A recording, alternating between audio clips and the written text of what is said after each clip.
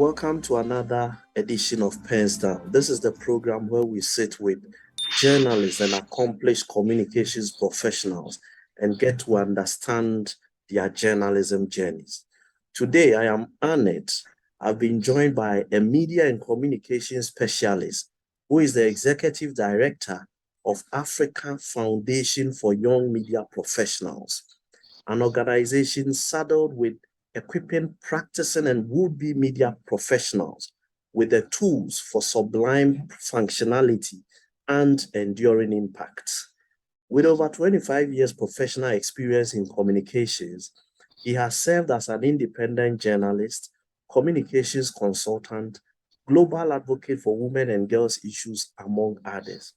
He has solid track records as a trainer in diplomacy, governance, public policy analysis, stakeholder relationship, advocacy management, as well as media and public relations.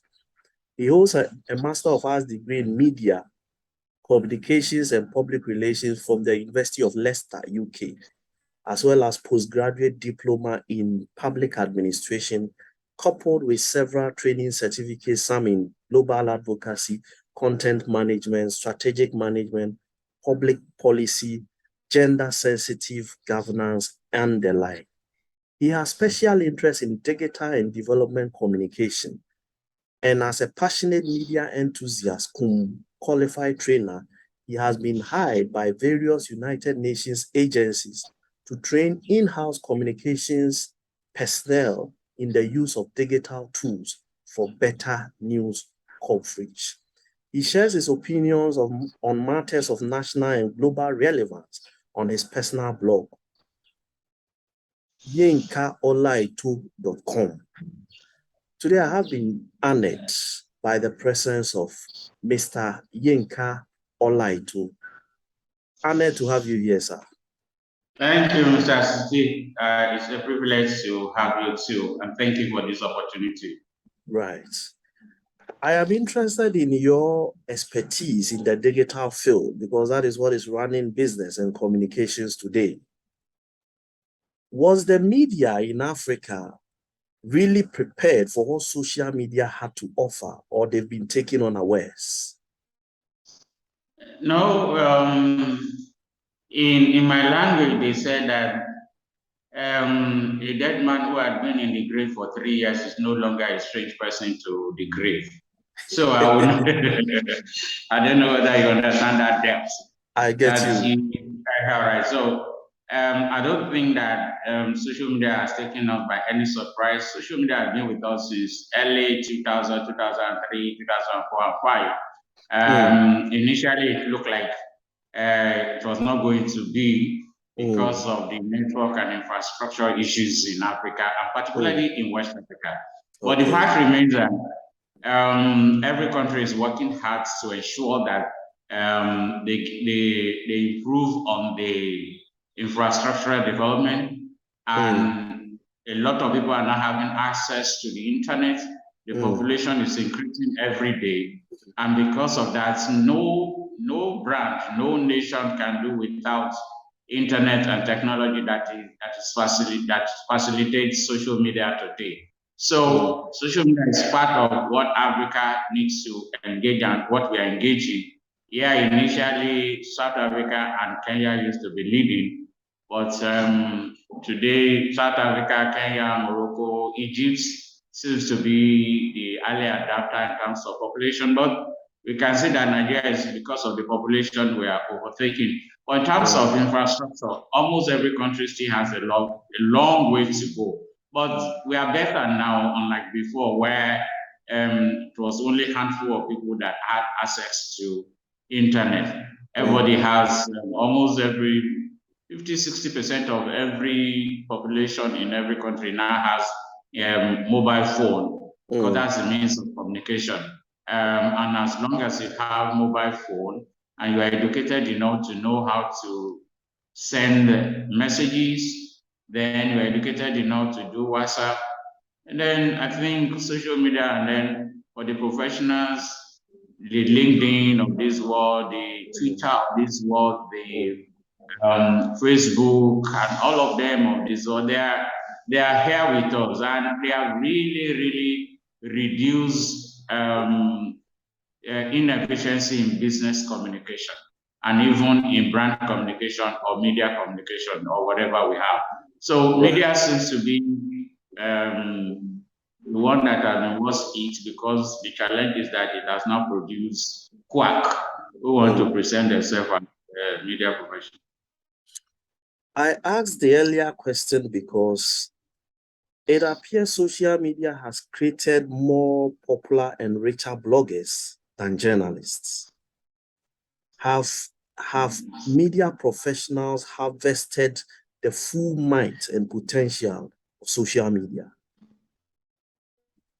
I wouldn't say they have. The media profession, the wannabes of this world are taking over the social media. And that is what is the cause of fake news, because we now have a lot of people who are not trained as a journalist or as a media person who want to present the fact that they can break news. And sometimes some of the things they break are quite far from the truth.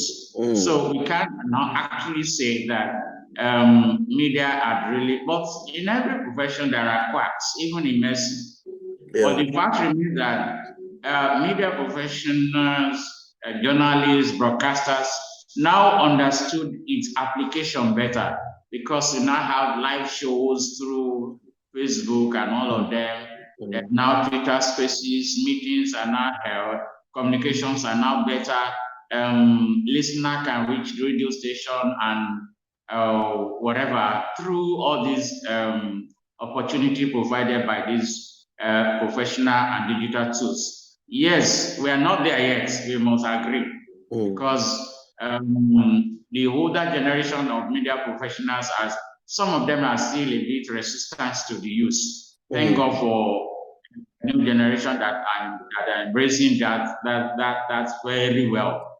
And we cannot rule out the fact that we have not yet maximized the full potential that is available. But we are better than where we used to be. Today, you can do a lot of things with a live coverage. Most radio station, before radio station used to be audio alone, but they now use Facebook Live to cover themselves. So they are trying to bring in audio and video to what used to be an audio platform. So it's an improvement. There's a lot of progress made.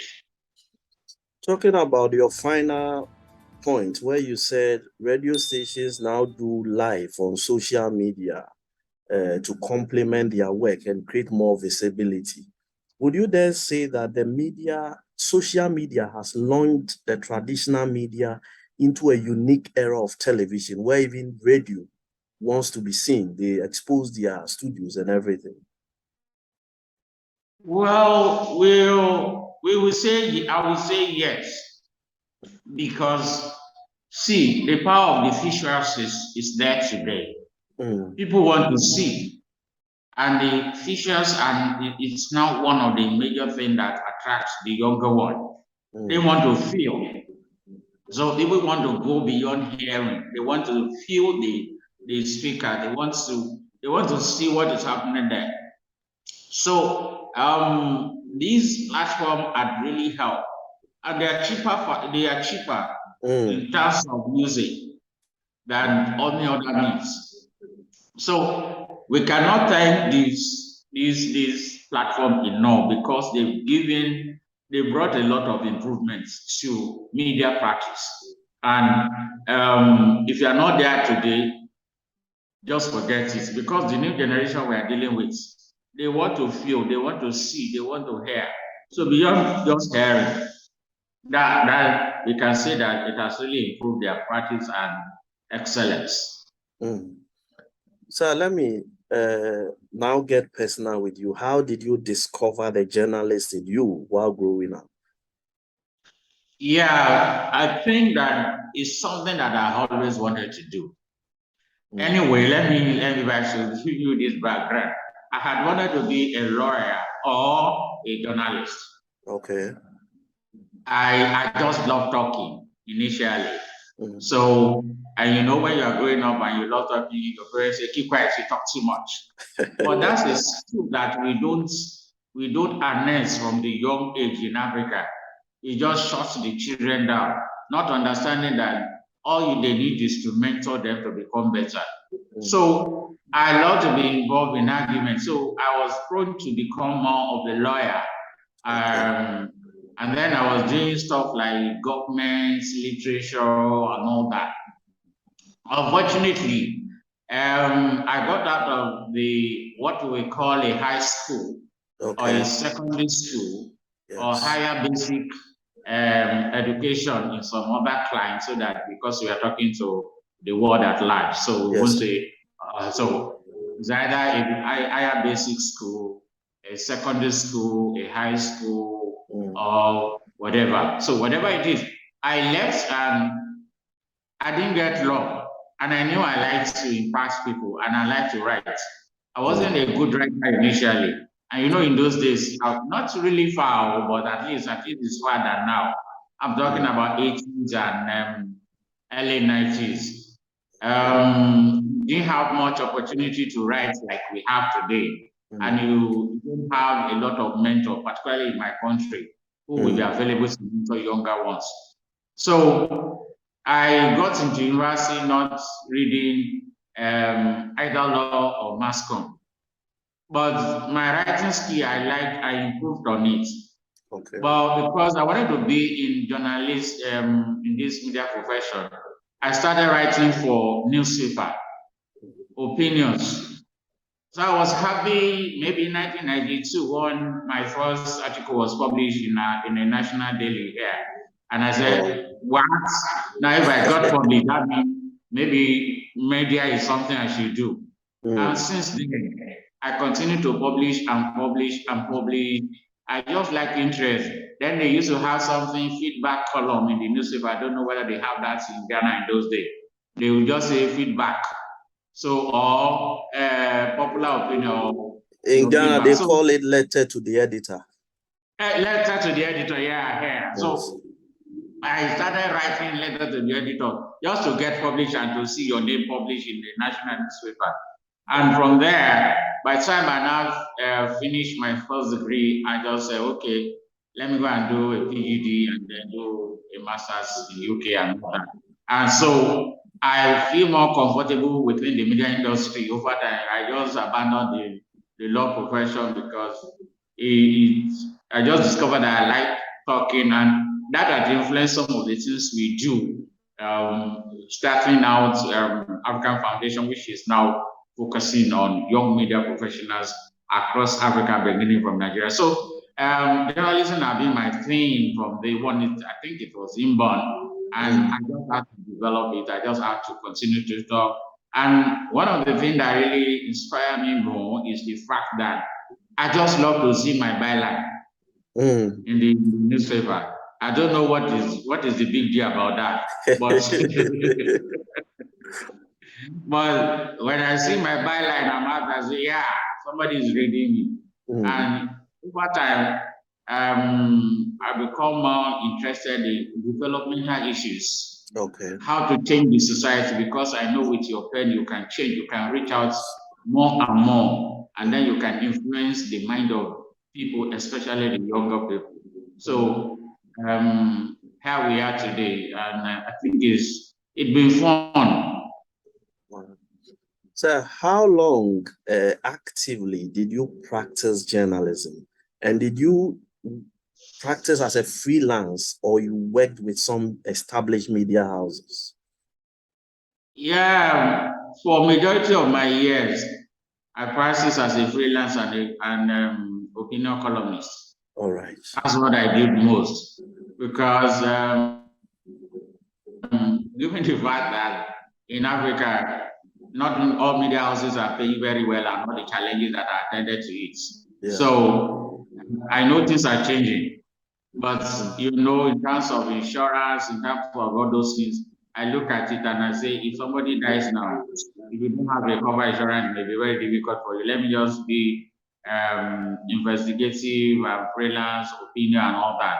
But of a reason, maybe we just had our own online newspaper, Nigeria Grassroots, which focuses on subnational issues, reporting mostly uncovered stories that happens at the state's regional and local council level, because we discover most of the national papers and media, they do not cover those things that happen.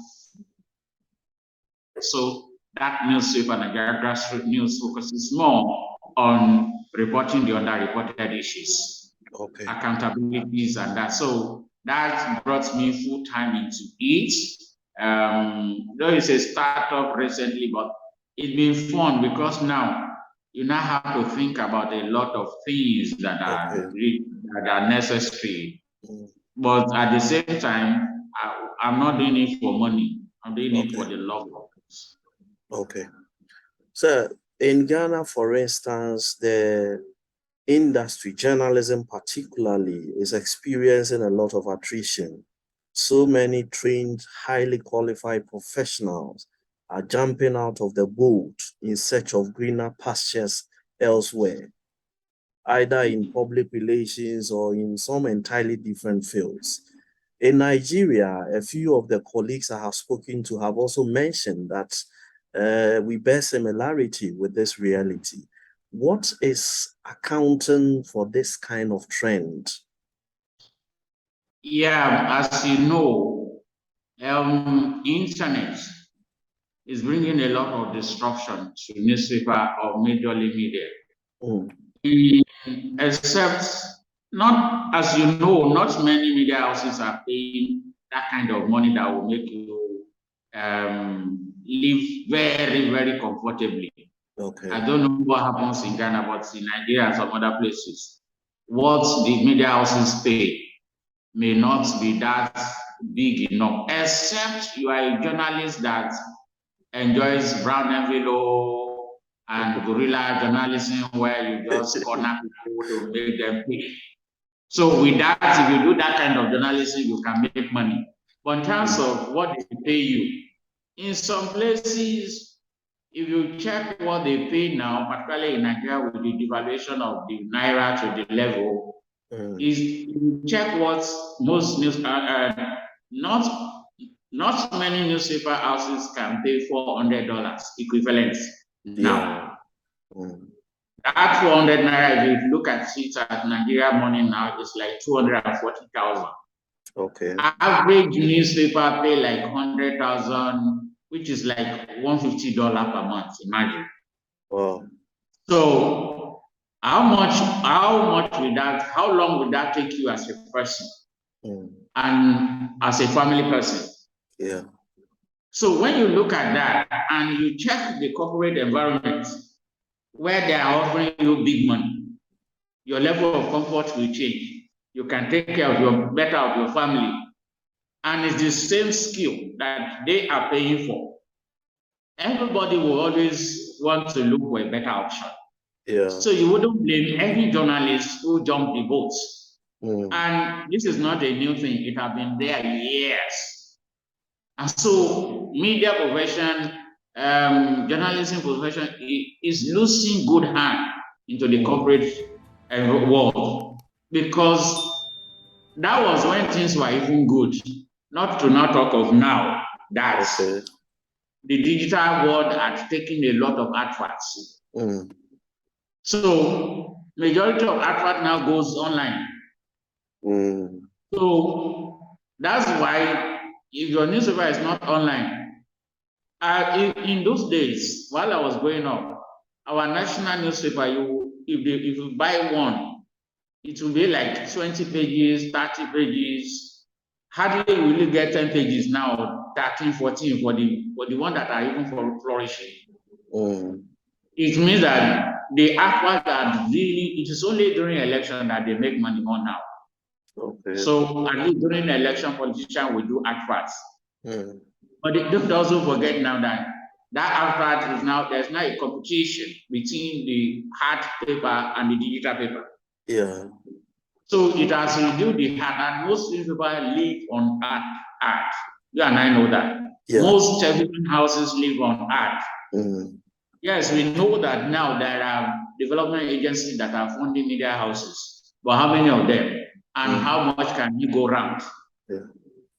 So I wouldn't blame anybody who is interested in jumping the gun. And like I said, maybe that has been my fear, where I did not go full time into practicing with any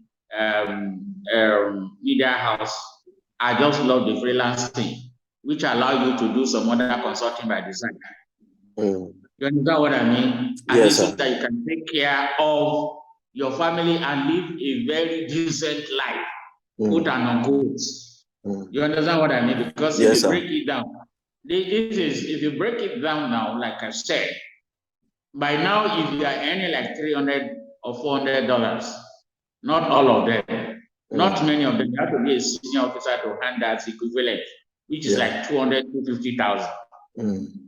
In Lagos, if you live in Lagos or urban area, an average a combo, whatever they call it in the US, we call it a flats in Nigeria, 3-bedroom flat. In Lagos, you'll be looking at 2 million, 3 million per annum in some places. So your 250 times 12 cannot even pay your house rent, not to not talk of your car, your everything. So if you look at it, except you are living in the hinterland where you have to, and we don't have that kind of, it's not like London or US where the train, you can live far, come to the city. You understand what I mean? So if you live in Lagos or all these metropolitan city in Nigeria, your money won't be able to do anything. So if you work, and you have an oil company that is paying like 2 million, 1 million naira, you know what I mean? Who want to suffer in the name of profession? Very few. You understand what I mean? So, very few will want to stay where they will just go through a lot of hardship because of that. But there are some who just decided to stay with it. And that's why you find some of them, if they have opportunity for a politician to come and do special assistant, they jump at it.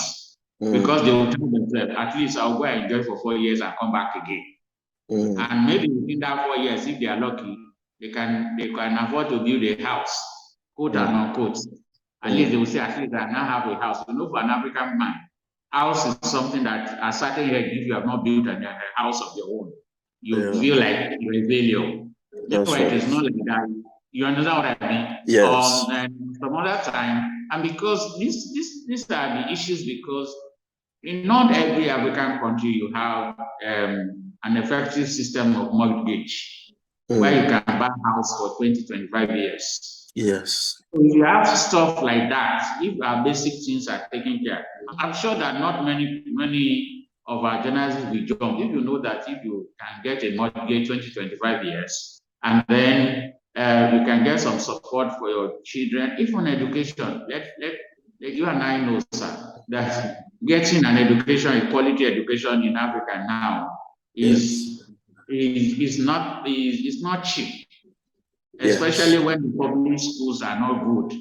Everybody run for private institution. How much are you earning that to place, if you have 2 kids or 3, to place them in a private institution? You are running a bill if you have 1 car and all that. So will you blame anybody? No, I wouldn't. So, but there are some of our colleagues still stay with you, and they are just content. I say, well, I've chosen this seat. Yes, they are popular because your byline, if you are writing in a newspaper, your byline makes you popular. If you are a TV face, your face is popular, everybody knows you. And those things can really open the door for you in few instances. But I have not seen where you go to all these big super mall where you use space to buy items. Because you, and they say, I know you have read your listing. Where they now say, because you are a journalist and you have been changing the listing, come and take all the items you need for free. So these are issues that individuals need to sit down and consider. So, like I said, I wouldn't blame anybody, and it is now becoming worse because most media houses, their resources is dwindling every day. So they are retrenching. The beats that used to have 4 or 5 people, they are reducing it to 1 or 2 people. Yeah. So will you want to wait until they retrench you when there's an oil company or a corporate organization come and they can give you a car? How many media houses can give car to early or career journalists? I mean, good car. But if they find a job in corporate environment, even as assistant manager or a senior officer, you can be lucky to get a car, official car. Yeah. When you look at all these things, you just look at where your interest is protected and then go for it. I think that is the reason. Right. So I want to find out, was there any time in the line of duty as a journalist that you were approached with anything material or monetary to compromise the facts of a story you were doing? No, you see, the more you grow in this field, the more you see things. Okay. It is based on your values that you now follow. I'm not sure anybody who has been in the media industry for upward of 10, 15 years will not have come across such things. Okay. I'm not sure, except you are just the kind that just write, you are a praise singer who is looking for money. If you are going to do journalism in the real way it is, you will come across politicians, you come across people who want you to lower your standard. If you don't have one, you get money. I've had that cause to and say, sir, I can't do it because how do I get home? And if my daughter asks me, Daddy, have you collected bribe? And you now be doing I have taught all my siblings and my children always say the truth. So why should I not lay the standard? So anytime that my values are compromised, I say no politely. I will say, I'm sorry, I don't do it. It all depends on relationship, the way you say it.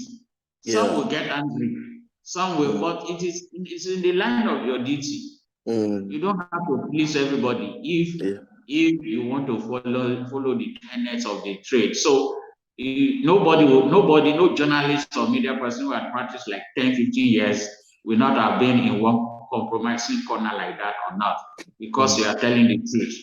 But what do you stand for? What are your values? Where are you going? How do you still have conscience? For me, I say, if the only thing I ask myself, minus God, I say, if my children ask me, have you collected bribe before? And I don't want to lie, so I'll just say, what if it's today that I collect it or collect the brand revenue that I got asked? When I say I have not. You understand? So just have a reason why, and you will not do it. All right. I know it's difficult because sometimes it can be huge money, and that it may be time you are really in dire need of money. You must look at your value and tell yourself, I can't do this. There are people who do it and say, well, you just must. I hope they are not bots. That's them. But for me, I made that decision long ago that I wouldn't take anything. And I think that it's not because I'm smarter, it's not because it's just a decision. And some of them, at the end of the day, if you maintain your ground, they know you in the industry. I have a colleague like that. Even when there are some stories that you go to cover, not because of anything, they just say, okay, take for your transport. He will not take. The guy will not even take. He did not ask. They will not call his editor and get that boy is stubborn. We're even giving him, he did not ask. The guy will say, see, I'm doing my job. But in actual fact, Sometimes he had problem changing his car tire and all that. Yeah. You understand what I mean? So Yes, it takes skill, it takes determination, it takes the reason why not to be corrupted in this world, in this, and it's everywhere. It's not only in media industry. Yeah. There's no promotion that you don't find people like that. You just make your decision, tell yourself, this is where I'm standing. So you sit in the exalted position as the executive director of Africa Foundation for Young Media Professionals. In your capacity, automatically you become some sort of a repository of information as a mentor and a coach to many. I want to find out from you, early career and mid-career professionals, what are some of the dilemma situations they approach you with for some sort of advice? Yeah. Some early career will come and tell you and ask you, I want to do this profession, but there's no money. What do you advise? So you need to let them know, what are your values? Yeah. What is your definition of success? If having several cars, having several houses, you understand what I mean? Is the yardstick by which you define success, then don't stay too long there or you will compromise your value. But if your joy is seeing that the media content you are pushing out is changing life, is bringing a lot of development, is holding people accountable, and is making society better. If that is your definition of success, welcome to the ball. Because issue of money, you can't run away with it. Let me tell you, my brother. Yes. We need money to do a lot of things. Everybody likes to go on holiday on vacation. You see, you that your money is not even taking you home, will you go to vacation? Even within West African countries. What you are earning is not even is not sustaining you. Yeah. So I guess early career income. Then I got, like you said, like you just said, somebody who is doing the story. And there are some people behind that kind of story that do not want that story to get out. Yeah. And they're offering him like 500,000 or a million or two just to kill a story. And this individual said, no, I won't take. Imagine they come and meet you that, sir, we know that you have this integrity. How did you do it? And you know the way the thing that always happens, it is when you need money back that you have that kind of potential. Now you came to me because you know that you've heard about my integrity within the industry. Will people come to you tomorrow? Yes. If today you spoil that name, and the interesting thing is that you don't know how many people that are watching you. Yeah. That you have become role models. So, what is your value and what are you looking for? These are things that we need to begin to think about. So I get people like that, and there are still older people. Me too. I have people I consult. I still have mentors in the industry. Okay. And when I get to that kind of, people are in the industry like 40, 50 years. I still go and sit down with them. Okay. What do you think? In fact, sometimes you are doing the right thing. And because some people are calling, I give you an instance. I did a story about a state government. I don't know whether it's regional government, they call it in Ghana. Like a governor, something like a governor. Yes. Yeah. And it was a true story about some of the policy the state was doing and that was not really, that's not sustainable. And because, there are special assistants on media who want to protect their job. So it came with one rejoinder that was abusive and all that. And I wanted to do another rejoinder. And so first thing I did, I went to my mentor. What do you think? Say, if I were in your shoe, I don't answer people like that. They are attack dogs. That they are called attack dogs. Wow. That if you continue, that people like that, there's nothing you say, they will still fire back. Yes. And fighting with a pig what it will do to you is it will put you into the mud. Don't just ignore his rejoinder despite all. And that was where it ended for me. I didn't do a rejoinder. Later, maybe 4 or 6 months later, the guy got my number and called me and said that, we have a job to do. That we knew that what you were saying was true. So I just look at, I just smile. So you know that all the things you were writing were just because he went to attack me and say I was on the pay list of opposing party. And I was not there, I was never a card carrying member of any party. You understand what I mean? I'm just normal who votes what I want to my value. So you in the industry you find all manner of people. Most of the attack dog or ashed dog job. When they leave that position, they come back and they say they are sorry. So we know. So what do? You just, like I said, why am I into this profession? You see, because of money. You see, because I want to really change the society, or because I want to make a name. Those are different parameters by which you should judge yourself as a professional.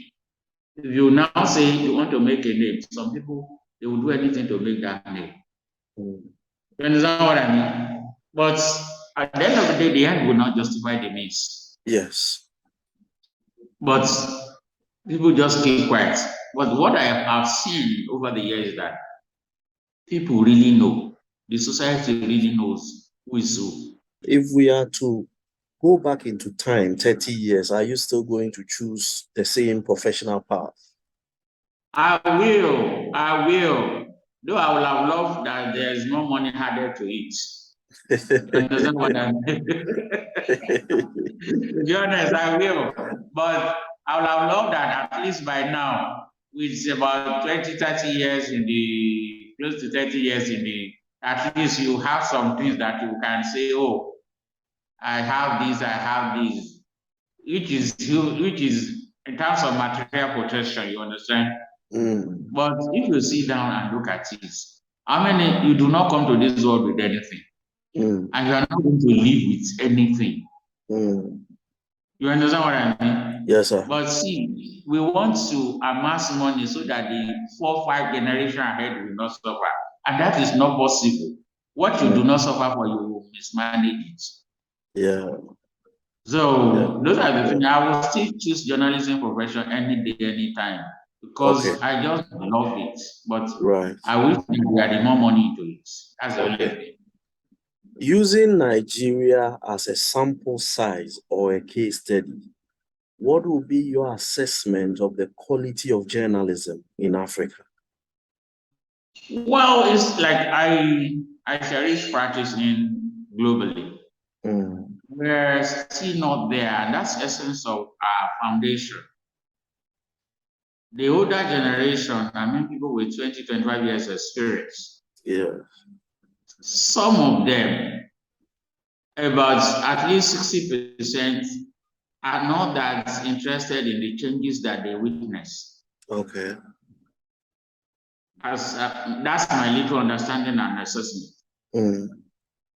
So if the changes are happening and you are not changing, you are going to be obsolete.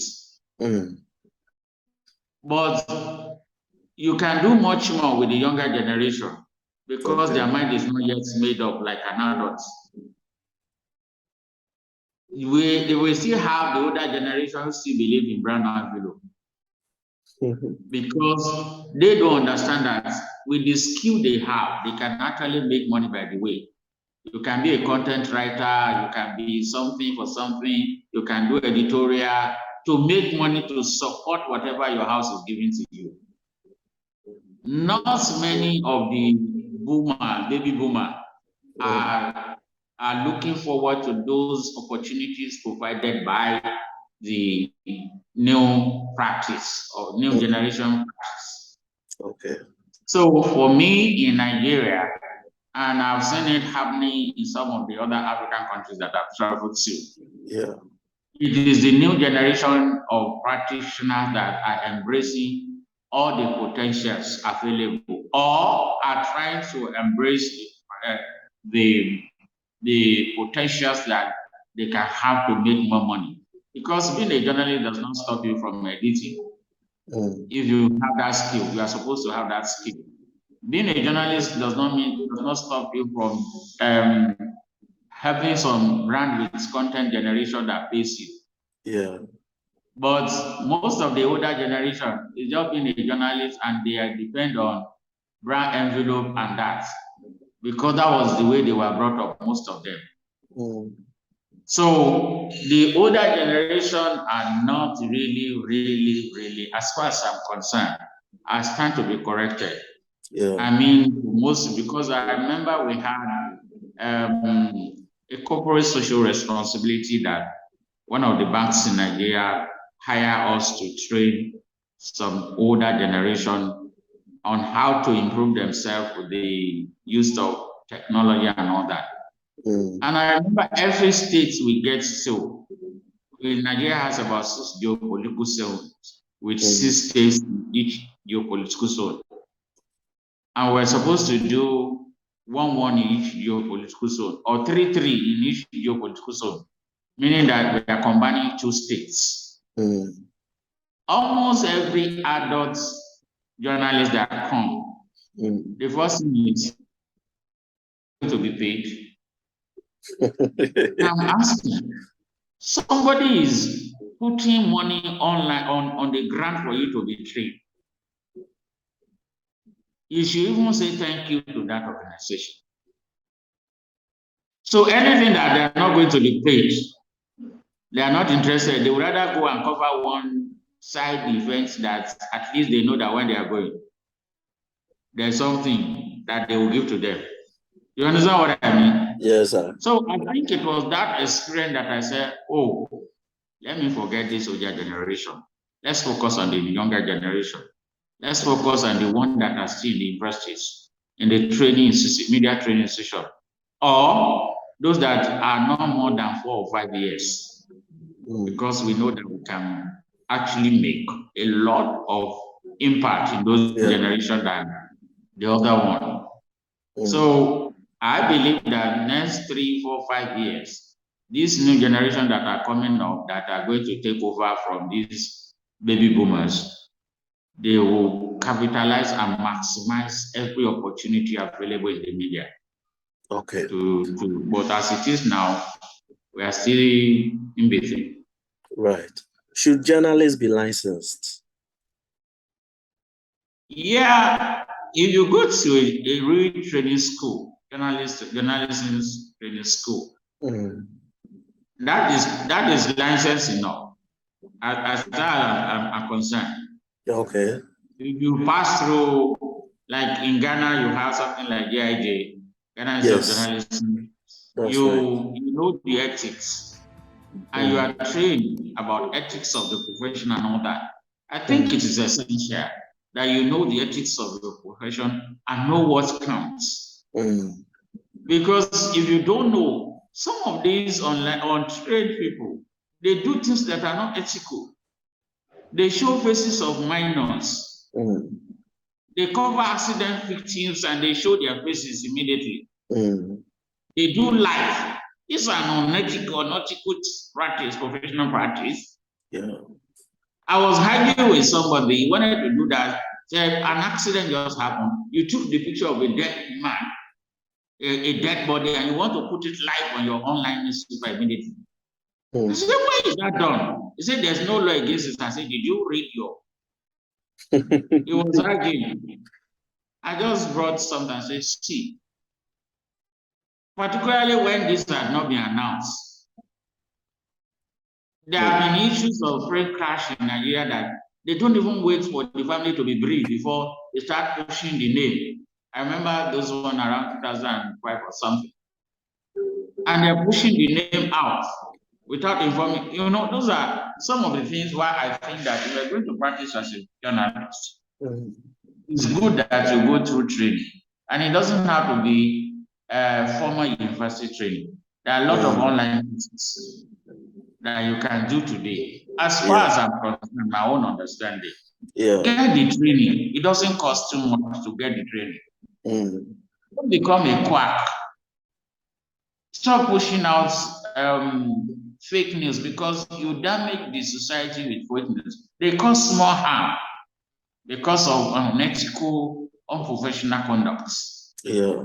I think that you need the training, but in terms of licenses where they are now put under unnecessary law, I don't think it is that important. But anybody who had undergone the training, but in a recent argument, somebody say you can get on the job training that if you have been practicing as a journalist for 10, 15 years, or at least 5 years consecutively in a good media house.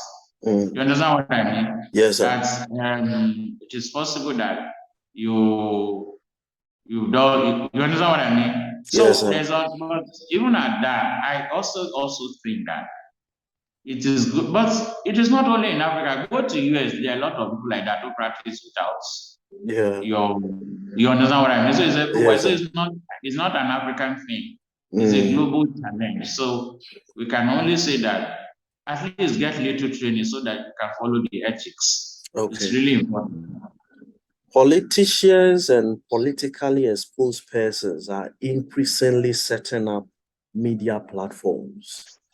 The increasing political ownership of the media, does it give us a cause to worry as a democracy? That's a big one, but it is not just today's practice. It is everywhere. Yeah. And look at even the Western world. Political lineage. CNN will always be a liberal channel. Yeah. Fox will always be conservative. Yeah. No matter what you think, it may not be pronounced. Yeah, and that's why you find Trump more comfortable with Fox and all those ones that are bent toward them, because it's likely owned by people who are on their side. In fact, when he was President Trump, when he was president, he had series of openly hostile confrontations with CNN correspondents at the White House. Because you know what I mean. Because the CNN has a liberal outlook, and they enjoy confraternity with liberals. Yes. And they indirectly help push liberal position. That's right. So it is not an African thing. Either play the piper, we want to dictate the tune. Yes. And politician knows that one of the way to influence the mind of people is through the media. So they get involved in media. But some of them are better because they don't get unnecessarily involved in the content. Okay. But the influence is always there, no matter how. Yes. We were in a meeting recently and we were arguing that why is it that a certain media house owned by a politician in Nigeria don't always want to dig deep like they do for others when it concerns their owner. And one of our experienced journalists said, if there's a fight in your own family and you have a way of saying something, will you say everything about your own family that everybody can do? If there's a fight, before you stab each other or something, they slap each other, husband and wife. Will you want everybody to know that they fought because you want to project an impression about your family? Yeah. I say that is so. There's always subjectivity in objectivity. That have been a media problem. So we can't, and they have the money, and they understand that they need to influence the mind of people, influence the culture to what they want to do. So will you blame them? And that's why we need more development agencies to be interested in the media and fund them, because if the media has the money, you won't be dancing to the tune of anybody. You'll be able to do an objective view. Where is the money? Media requires a lot of money to really do something. For instance, there are media houses that are not owned by politicians that they are cash strapped. So when they are cash strapped also, some of them compromise their values too, because you cannot be hungry and then there's somebody saying take money and you don't take, except you have value. Even your wife or your children will say, is something, what am I hearing? You understand what I mean? Because Yes. see, the issue of money is not a small issue. Nobody goes to the supermarket and uses space to buy something. And we, as journalists, we go to the market to go and buy. And there's global inflation now, you know that, even in the advanced countries. Yes. So, and he that has the money will put the money where he wants to. So you couldn't blame. It's not African thing. Go and check the histories of newspaper and media houses everywhere. And even check again. Somebody who were in another meeting I share with you. He said there's what we call media terrorism now, because they are deliberately infusing a perception in the mind of the people. Yeah.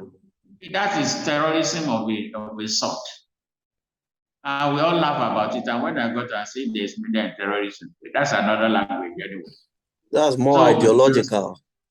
Exactly. Yes. So we cannot run away from it.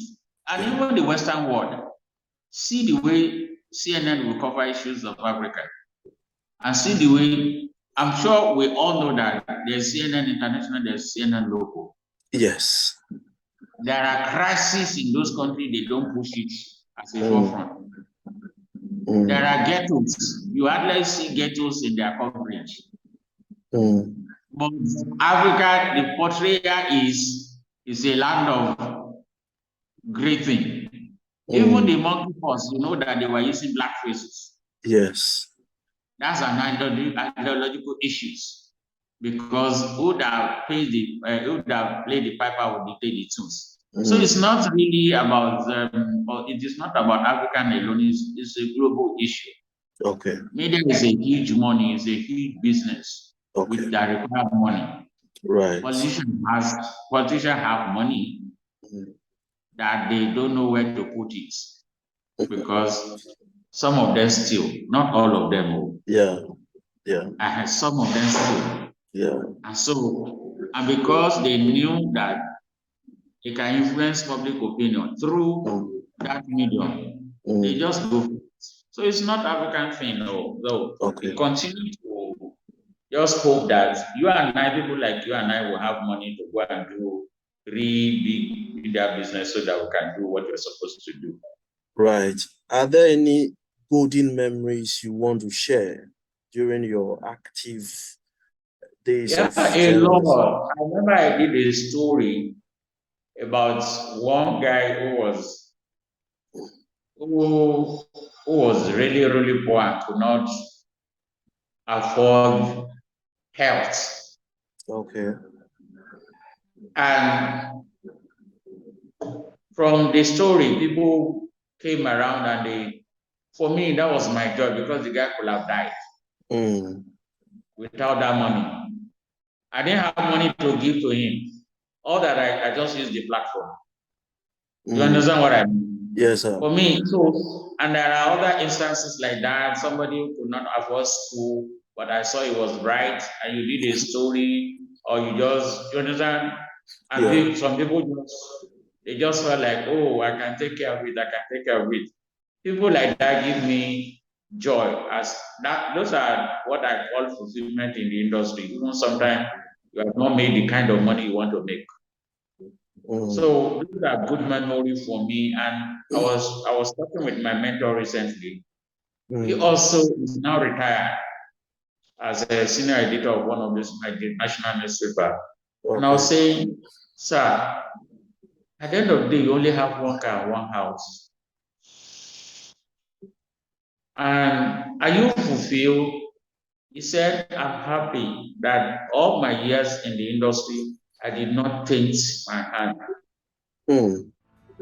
That's deep. And I said, that is true. And everybody knows this individual. Mm. And in fact, is the person you say you will be interviewing next time that you will discuss with me. Oh, so, okay. Yeah, so I was saying, wow. And we knew truly that he was saying the truth. So some of That them, when is I look at him, Mr. I say, Lekon Otupfodurin. Otubodorin. Yes, his So, interview streams tomorrow. exactly. So he had that integrity in any, you can ask any media person in Nigeria. Mm. What do you know about him? Integrity. Never compromises. But when you look at him, you will have thought, oh, well, this man has paid his dues. We expect that he will have 2 or 3 cars for his wife. You understand what I mean? Yes. Because that's our definition of success. Houses here and there. But the man said, what else do I need? My children have finished school. I didn't borrow to send them and they are doing well. And I say, maybe you are not thinking like an African person. Because we think success is having many cars, many houses, yes. and what have you. But the man is so contented with his life, and I said, wow. So these are people that challenge me as an individual, and I said, if you can do it, it means it is possible. It's just that you must learn contentment on the job. Okay. Because if you now some of his mates now have 4 or 5 cars, one for the children, one for, you understand, one for the child, one for the wife. Yes. But if we sit down with them, they can say, in all my years, I've not touched one cupboard that's not my home. You understand what I mean? Yes, yes. But it all depends on what you want. Values.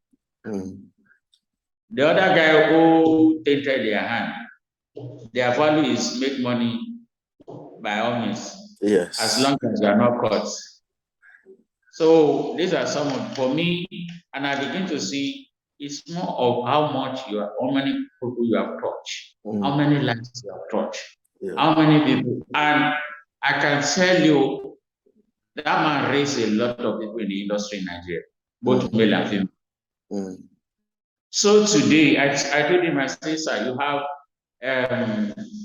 social capital. Yes, that huge. I need money today. There are many people who will contribute money for you because of the impact you have had in their life. He mentored a lot of people without asking for money. You can call him in the middle of the night if you are in any issue, and he will pick it. That's the kind of person he is. And he challenges me as one of my mentors to say, oh, I would rather stay like that. Even by the end of the day, I just have one car and one house. I hope I can achieve more than that. As an African person, you understand what I mean? Yes, sir. I hope I I can do that more. And I'm praying more that, we will do something better than that. That's right. But if it comes to that, everything has a sacrifice and a price. That's right. Right, sir. Your mentor is retired from active journalism. I know you. But he's still right. He's still right. And he has a media career. He still mentors younger people. He has an NGO. Yes, I know you will not agree with me if I also say you are also retired, because for you, you will tell me you have so many years ahead of you. I want to find out how many more years do you want to go before you drop your pen? As a journalist, you don't drop your pen completely. Like my mentor, he still maintain his column. Yes. So you continue as long as you have because there will always be something to correct in the society. But he only writes once in a week for him now, while he focuses on next generation of media people that he mentors through his foundation, media career. So I don't want to drop my pen any day, anytime. because there will be always something, particularly if you are developmental in your approach. There will always be something to ask the government to do, to ask the society to look at. In terms of our values, I will always talk about it. Let's revive our values as Africans. We don't have to revive all the traditions that are not helping us, but the values of a good name, the values of good character, and we are losing it because everything seems to be around money now. Yeah. So I will keep emphasizing that. So I don't mean to, and then after some time, yeah, we'll keep mentoring because I was sharing with somebody, he said at a certain age, a man or a woman should stop pursuing prosperity and stop running after austerity. So there's an age you get to that pursuing prosperity should not be the goal, but austerity. So I begin to think along that line, even at my age. Okay. Austerity, leaving legacy, leaving something behind, that your name can be remembered by people you have touched their life. Right. It has several names depending on the country you find yourself in. In Ghana, we call it Soli. In Nigeria, they call it the brown envelope or Pa or Balamu. In fact, one Nigerian journalist I hosted here mentioned those local names. That is Omotola Adebanjo. In Cameroon, they call it Gombo. A Cameroonian journalist I hosted mentioned it to me. Now, sir, you speak very passionately against it. I am wondering, why is it that something that obviously looks like a wrong remains divided whenever it is raised among journalists? Opinions are divided on it. Yeah, like I said, sir, poverty is the major foundation for it. See, if average journalist has money in his account and he does not have to depend on that, it's like vote buying. You know that politicians can do vote buying because they know that there's poverty in the land. Yes. Average educated person who is working cannot take like Nigeria money, 2,000, 3,000, 5,000 that the politician give to them to vote. What does that mean to them?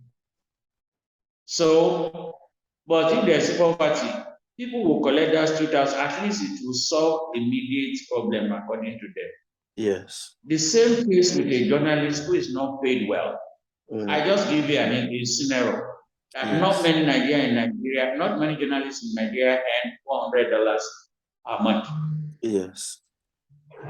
You understand what I mean? Yes, sir. How much, if you want to travel from Nigeria to Ghana, that may not even cover your 1 week trip. That's true. Don't also forget that every journalist, at least you have a family. Yes. Even if you choose not to marry, you have brother, you have sibling, you have. And in Africa, there's this community thing where you are part of the community and you are supposed to contribute. So people that goes to school, people that went to school with you, when they come and there's something in the family they can contribute. Yeah. Your money is not even taking you home. Do not talk of what you want to contribute. So it is more rampant in Africa because of the poverty level and because many new media houses are not paying the kind of money that can make them to resist that kind of money. You can imagine that some journalists still have, if you don't give them 5,000. We were running a program in the southeast. There's this funding we got to train young media professional in Nigeria, across Nigeria by international, and we got to a particular place, and we said, see, what we're doing is good. We're investing in the next generation. We invited some media houses to come and give us coverage. And some refuse blatantly if we are not going to give them some. I said, which we are media now? He said, because you are media, you should understand. I said, what should we understand? And what they are asking for is like $5,000, which is not up to 5,000 naira, which is not up to $10 equivalent. You mean journalists decided they will not cover a training session run by journalists for upcoming journalists because they will not pay? Some did not come. In fact, the one media house sent their crew to us. And when their crew came, you know what he said? He said, we were told that if you are not going to give us, we must not cover you. I said, you can go. This is sad. They did not cover. They had the top person had called us and said, we will take something, at least we will give them something for fuel. I say, for what? So the man gave them instruction that if I was not ready to pay something, they should not cover. I say, you can go back. But also remember that the fuel that he used, or the gas, whatever they call it in abroad, they call it gas, but air is fuel, or a petrol or something. But do you know that it's the same fuel that you used to go back? You understand what I mean? Yes. So I understand the poverty in the land. And I was asking myself, maybe $10 to $20. What is that? Which will now make like 10,000 naira Nigeria money. Because a dollar is like 620 now. It used to be 700 plus. So 6,000 naira will be $10. So it was this 10,000 at $10 that they said they will not cover. I said you can go back, but some now did. Some did, and now we now decided that because you are doing your job, now give them equivalent of $20 out of our own free volition. Okay. For those who cover, we just said you can't make a demand of it. So how do we rein in this challenge? Is there any hope of an end in sight for this? I pray that poverty will end in Africa. At least let people be able to eat and afford their 3 square meal. When we get government that have social security, welfare, and all that, and you are sure that whether you work or not, you can have good meal on your table, you can have house to sleep. Who will blame a journalist that the landlord or the house owner had chased away because he couldn't pay? It's outrage. And the thing that pains us most is, unlike in the Western world where you pay one month, 2 months house rent, here in Nigeria you pay 1 year in advance. In Ghana, you pay 2 years. In fact, you pay 2 years. It just in Lagos that because the houses, because in Ghana you don't mention million like we mention million Nigeria now. Yes. An average 3-bed house now in Lagos will cost you like 1 million naira plus. Wow. Now, if you are earning like if your salary is a media person, his salary is like $150 US dollar. That's like close to 150,000. 150,000 times 12. That's like your house rent. You will still be looking for money to complete your house rent alone. This is serious. So you understand what I mean? So yes, if you look at stuff like that, that's why they want to find a way of getting money by all means from sources they think they will get it from. So the economy is biting hard, inflation is biting hard. We pray that we have governments that prioritize welfareism and all those things. I think when that is off, and average journalists can afford 3 square meter and a decent house, I think that issue of brand envelope or whatever will reduce. My own understanding, though. Okay. Because it's poverty that is behind it. Mm. Though the mindset is also there that we need to clear over long time. But I believe nobody will be enticed with $10. Yeah. If you have stable feed. You understand what I mean? That's right. So let's hope that the media houses can pay more. Mm. Let's assume that an average media journalist is being paid like 500,000 in Nigeria money. Okay. Which is like less than $1,000 US dollar. Mm. You see, it will be difficult for somebody to entice you with a $10 US dollar. Yes. You understand what I mean? That's true. But your money cannot even take you home. Mm. $10 will mean a lot to somebody who is earning like $100 in a month, 30 days. Mm. So do you intend? Media houses are still owing them. So media houses are still now owing. Yeah. So if you have not received your monthly allowance or salary or whatever you call it in 2 or 3 months, and there are some few houses, media houses, where they're still owing them as small as it is 2 or 3 months salary. In Ghana, some are owed 9 months. Others are not paid at all. So how do you want that man to survive or that woman to survive? Hmm. And you can't take your press ID card to boutique and say, see, you have not been paid. So that's why people are. So that's a challenge you have in Western world. You don't hold people, no matter how small you pay them, but yeah, they hold media houses, they hold media personnel. So can you blame an hungry man who had not seen? I mean, when they said because of $10, $10 US they will not cover. I was almost angry, but I look at it, I say, you live in the system.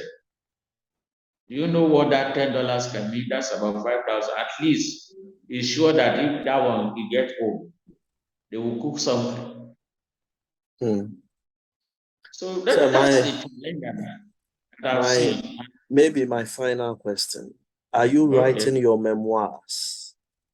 Sure. Everybody, if a journalist, you must have one. First thing that I've done, I've published 2 books. One about my life story, which I'm now giving out to young journalists. Okay. My experiences, so that they know that it's not, if they see you driving a car today, they don't think that when you advise them, they say it is easy to say. Not forgetting that you are coming from where you yourself have to trek miles to cover events, nothing. So that book I published is purposely to give out to young professionals coming up after our training. Okay. I say, see, today you may see me and they say there is a secretary director. I'm still not where I want to be. Yet I have lived the region of what I want to eat. You understand what I mean? Yes, sir. So I give them encouragement that as long as you continue to do what you're going to do, as you continue to build your skill, and that this age is not easier for young journalists because you can also serve, you can edit books for people, you can, if you know how to do design, you can begin to do branding for some company by the side, so that even if your company does not pay, you have something running by the side, and then you can pursue your passion, whether there's money in it or not. So we find a case where we now have these young journalists who know about editing, video editing, and they are doing that. Yeah, so they do that by the side. Okay.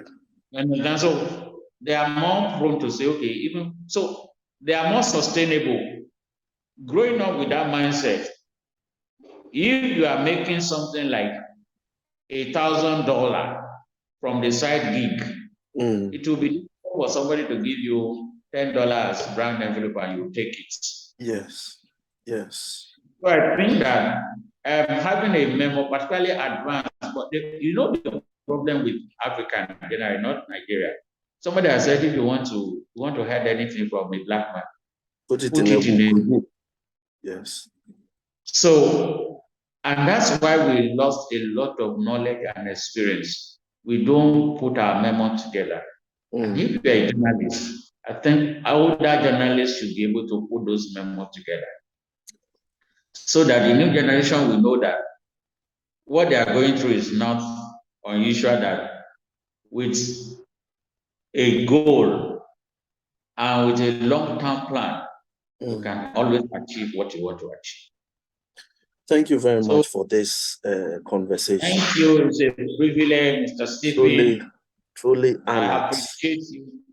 Right.